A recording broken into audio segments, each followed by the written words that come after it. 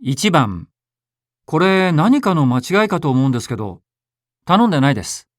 申し訳ございません。確認いたしますので少々お待ちください。お願いします。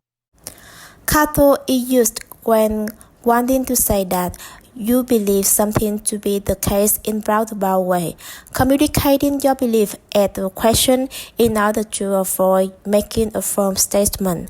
Rather than saying, I think this is your mistake, saying that I believe there is a mistake, give a softer impression. This is the basic pattern of kato. 문, 한단, 야, 수쇼크 나도, plus kato, plus omo nado. This pattern is you want to express your judgment, assumption, or opinion in a softer, more indirect way. 문, a sentence expression, expressing your judgment, guess, or assumption. Kato as a nuance of uncertainty or humanity as if presenting your thought in a question roundabout manner. Omo, the words that impress I think.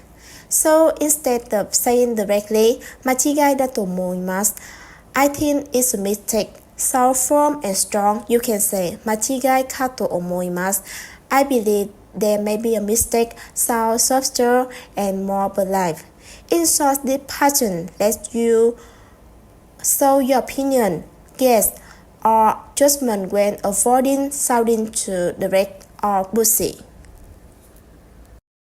1、ちょっと入院してもらった方がよろしいかと。そんなに悪いんですか？いや、まだわからないんです。ですから、詳しい検査をしたいんです。2、朝日町に行きたいので、とりあえずこの道をまっすぐ行ってください。朝日町だったら桜通りで行った方が早いかと思いますが。